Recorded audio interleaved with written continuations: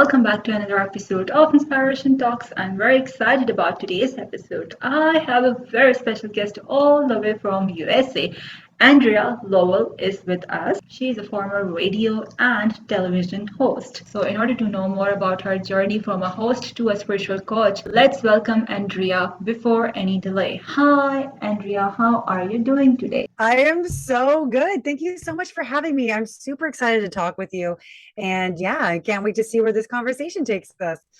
Yeah, even I'm excited to have you in my show today. So, Andrea, I would like to start our today's conversation with your first job. How was your first job and how did that affect your career? My first job ever? Yeah, your first job, which was your first ever job. Oh my gosh, I don't even know what my first ever job was. Maybe being a babysitter or uh pet sitting animals. Okay. So, okay, so then how did you become host? Okay, so I was going to school in Orange County, California, and I was a bio major at UC Irvine. My intention was to go be a doctor. And I saw an ad in a local paper that said, "Are you hot enough to be in Playboy?" And I said, "Yeah, I think so." And so Okay. I called the number. This is how long ago it was. You actually called. I called the number and I set up an appointment, and they really liked me.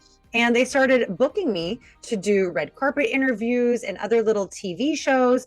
And from that, they started a radio company at Playboy, which was in alignment with Sirius XM satellite radio. And they asked me if I would be the host of the morning show, and that's how that went down. I just kept saying yes, and I ended up not finishing my whole medical career, and I went full time into working for Playboy Radio, Playboy TV as well. Okay, so like instead of becoming a doctor, you preferred to be host and you continued your job. Yeah, it was funny because at that time in my life, Yeah. I wanted whatever was easier. What seems easier? Showing up at Playboy, going to the mansion, walking red carpets, partying with celebrities, or going to school, working, not making any money till you're in your 30s because of medical school and residency and all that. I just picked the easier way. To be honest with you, I don't have regrets because I love the way that my life has turned out. But if I were to do things over, I don't know that I would have chosen to do that. But I know everything happened the way it's supposed to. And I'm super happy because I've learned so many life lessons from that whole experience. That's right. And as you mentioned, whatever happens, happens for good, and we should always go with the flow. So what was your dream job when you were a child? No, when I was a child, I wanted to be a newscaster. I would watch the news when I was a little girl, and I would see the newscaster. I remember the specific news anchor. Her name was Connie Chung. And I would go, how does she know what to say? How is she like talking what's going on in the world without even like looking at notes? Or I didn't realize she was reading a teleprompter, but I thought she was just the most smart, articulate woman I'd ever seen in my life. And I wanted to be Connie Chung when I grew up.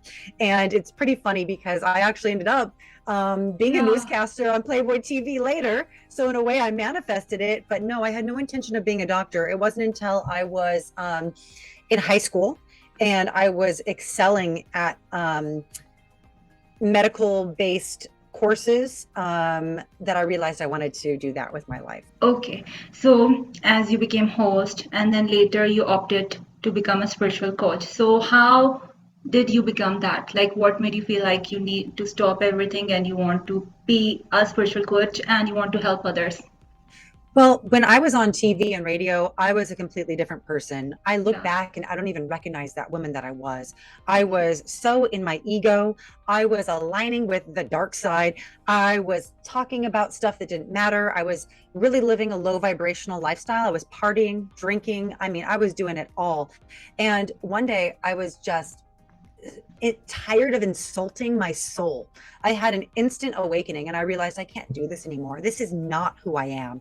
I am not this girl, that works for a company where we exploit people and we talk about weird stuff. And it's just not me.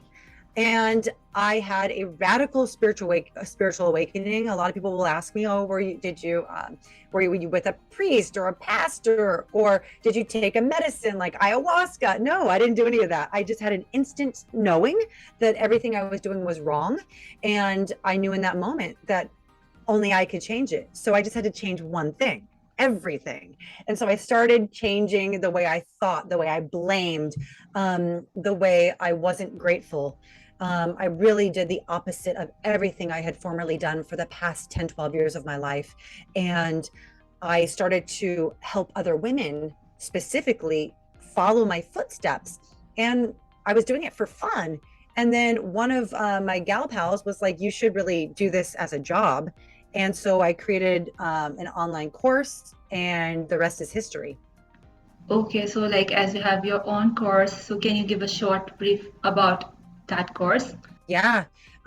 It's the I Am Everything project because it shows us that we are everything that we need. I don't need to outsource my power. I have everything I need inside of me to be my happiest, my most successful, my most abundant.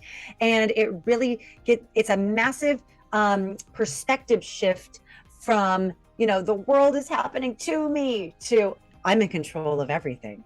I am the queen of my life. I am, the master and the captain of my ship. And Yeah. people don't bother you. You start manifesting. And it's basically from fear to bliss, to put it in a nutshell. So what makes you different? I'm a self mastery coach. If anyone's familiar with self actualization, it's another way to describe that, where you get to a point of your being where people's opinions don't matter to you. Not to say you don't care about people's opinions, but they don't affect you. Like, I'm not going to go to medical school, for example, for my parents. I'm going to do what makes me feel good as long as it follows the golden rule. I'm going to start manifesting masterfully because I'm connected to the divine, because my spiritual connection is more important than anything. I take accountability. I don't talk about my childhood or blame society or my parents. I take ruthless accountability for who I am and where my life is. Not to say we don't talk about those things. Of course we do. But we stop blaming everyone and start saying, "You know what? My mindset, my perception, and my reaction is the problem. Therefore, my mindset and my perception, my reactions and actions and thought patterns are the solution." So what would take a regular life coaching client maybe a year, 5 years, 10 years to have radical changes, I can accomplish with my clients in 8 weeks. And it's not a great business model, Yeah. but we're done. Okay, from here, I would like to ask another question. Is it necessary to have a life coach to improve yourself, or can we improve ourselves by becoming our own gurus? You hit the nail on the head. We do not need a life coach to become our own guru. Because guess what? I didn't have a life coach. Yeah. I found the path. I did it the hard, the tedious way, and it did take me quite a lot of time. So it really comes down to how quickly do I want to get to my goals? It's like having a personal trainer. If you hire someone to work you out at the gym, you're going to get to your goals a lot faster than if you try to do it on your own because you have accountability. So it's the same thing with life coaching. If someone needs to, manifest a new house, a new relationship, get happy ASAP, they probably should hire a professional to guide them and hold their hand. But if they want to do it more the way I did it, which was the school of hard knocks, living and learning, they're more than welcome to do that too. I think we'll know in our soul what's right for us. If we're feeling called to a guide or a mentor, answer the call. If you're not, don't. So it's really listening to your inner voice and listening to your heart, seeing what feels good. Like, "Oh, I like what she's saying. Maybe I'll reach out." Or, "That sounds weird. I'm going to stick to my own thing." It's trusting yourself to make the right decision. Yeah, that's right. You have to see yourself like what you want in life, and then you can go according to that. So, how to make your pain into purpose? Like, what are the key steps? So my pain became my purpose because I wouldn't have woken up. I wouldn't have had a spiritual awakening had I not been in a deep cave of despair and anguish. I literally, this is going to sound very dark, but it's the absolute truth. I was so frustrated with my life and my happiness that frustration isn't the right word. Anguish is the only word to describe it. I was completely desperate. I was hopeless. I knew I was not going to live to be 40 years old with the way I was living. I was drinking and driving. I mean, I was doing all the things that you would look at someone and be like, that person is a waste of a life. Like, why are they throwing their life away? I was throwing my life away. So to go from that deep despair and hopelessness and Yeah. anguish to this, I mean, that pain and climbing out from that, I was like, oh my God, I have found the steps to take this hopelessness and turn it into pure faith and knowing that I can accomplish anything that I want and desire. I have to show this to other people. I have to show other women that there's a way out, that there's a path, and I'll hold their hand the entire time. And so that's what I do. And it's so cool because everyone is so different, but they Yeah. follow that same basic path with, you know, customization and one-on-one coaching, and they break through. It's so freaking cool. I love it. That's great to know. I mean, like when you help someone and when they improve themselves, it actually gives you some sort of happiness. Like you feel so happy by doing that. So, like as you have been the host of the Playboy, so like what lessons did you learn from that? Like, what were the lessons which made you different? You know, I learned what I didn't like. I didn't like having conversations about things that did not matter. You know, we would have rappers and hip hop artists on the show, and we'd be talking about Nicki Minaj's butt implants. You know, like I don't care about this stuff. But because you're on air and you're on Yeah. video too, you have to pretend like you love it. Like, oh my gosh, that's so cool. Tell me more about Nicki Minaj's butt implants. So I realized I don't like vapid conversation. I don't like talking about things that don't matter. I want to talk about quantum mechanics. I want to talk about spirituality. I want to debate philosophy. I want to talk about things that matter. I want to have different opinions because when I'm wrong, it means I'm learning. And I realized I don't like just playing along with society's rules of telling me what's important. You know, I felt like I was contributing to society's problems rather than helping solve them. So I felt like I was literally a part of the dark side. Like I'm telling people who's hot, who's not, why you're not, why you're never going to be good enough, why Playboy is the standard that everyone needs to um, try to reach for. No, that's Yeah. ridiculous. Individuality is what we should reach for. Purpose is what we should reach for. So I really learned through Playboy who I am not and what makes me sick. Okay. So now, like, how do you feel? Amazing. That contrast of pretending like everything was wonderful to actually everything being wonderful. Oh my God, it's freedom. It's bliss. I'm so happy, Leba. I'm so genuinely happy. Pretending you're happy is exhausting. And I was running on an empty tank of gas for years because I was pretending that everything was okay when I was secretly dying on the inside. So to now just be authentically myself, it feels so good. And I know that again from that contrast. Like I couldn't know beauty until I knew ugliness. You know what I mean? Yeah, I So can get. yeah. Okay. So now as we have spoken a lot about your past life and what you are doing right now. Let's move towards let's imagine and inspire. So if you win a lottery ticket, Andrea, for example, infinite amount of money tomorrow, how will you spend that money? That is such a wonderful question. Um, Okay. honestly, I would probably start acquiring lots of land, and I would probably have people move out of the cities and really reconnect with their true essence, which are people who, you know, have reverence for plants and animals and water, and really get back to who we truly are as human beings.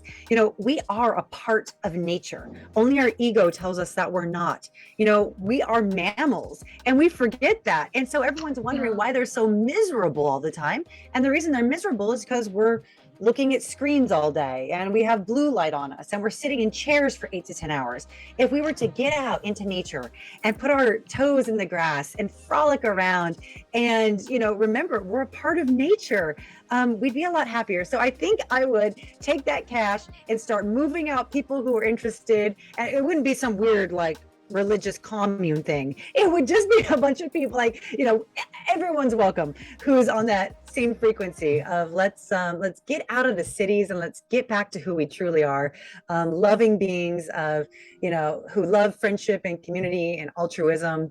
And yeah, I'd probably start exiting people from the matrix. That's actually great thing. I mean, it is something very different, and I really wish you do this all. So, if you had a chance for time machine, would you prefer to go in your past or in your future? Ooh, that is such a great question. Probably, Yeah. you know what? I would have to say future, only because I would not be the woman who I am today if my life wasn't exactly how it was. Like, a lot of times we're asked, oh, if you could go back and tell your 18-year-old self what to do, I would say don't drink, don't be a jerk, get deep with your spirituality, connect to a power greater than yourself. But if I hadn't been so horrible in my 20s, I wouldn't be who I am. It's like I had to take that path. So I think I'd go to the future and I'd see, how I'm aging with my husband and us, having fun and our child. And yeah, I think I'd like to see where I end up. Okay, you would like to go in your future to know more about yourself. What about Yeah. if you get a chance to live anywhere, like for example, any country? So, what country would you choose to live in for one whole year? Oh my gosh, probably Indonesia or Iceland. I just really like the mindset there. Bali, especially in Indonesia, I really love because they're super into connecting with nature, being with nature, eating pure, Yeah. whole, raw food straight out of the trees and the plants. That's how I am. So wherever I can go more to my primal self, that's what brings me joy. Okay, that's great to know. And as you mentioned about Bali, Bali is actually a really great place. I mean, like, it's full of nature and so many things to explore there. So, does anyone inspires you in life, Andrea? I am inspired by so many people. I'm inspired on a daily basis. I don't need it to be a celebrity or a guru or, someone super famous in the spiritual realm. I'm inspired by my clients every day. I'm inspired by my family every day. I'm inspired by people driving who wave you over and give you a little wave. I'm inspired by people who do the right thing and are kind and Yeah. lead with that place in them that's in the divine heart space instead of the head and the ego. So I'm inspired every single day by people overcoming adversity and really choosing the higher route and choosing the more serene and peaceful reaction. So I guess I'm inspired by people who respond rather than people who react. Okay. So, what are you most excited about your work right now? I am so excited about kind of taking people to that next level of their life. A lot of people are feeling kind of stuck, especially after, all the world events that have been going on. They're not really inspired to do things, or they're feeling stuck or trapped. It's like, hey, we just had a couple years off and we didn't really do anything. We tried and we didn't. So I like taking people from that place of stagnation to that place of dynamism and energy and expansion. So I'm just super inspired to see what I can help people create and how I can get people to the next level of happiness, bliss, joy, and abundance. And when I say abundance, I don't just mean financial. I mean abundance of joy, abundance of love, abundance of freedom and friendship. So really taking people from that lack consciousness to that inspired place of abundance is what inspires me.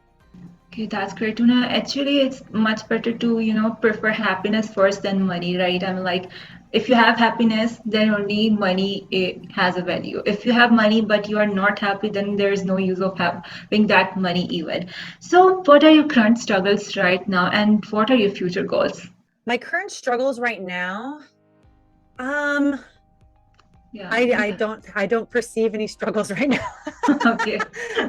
And then what was the second part of that question? What are your future goals?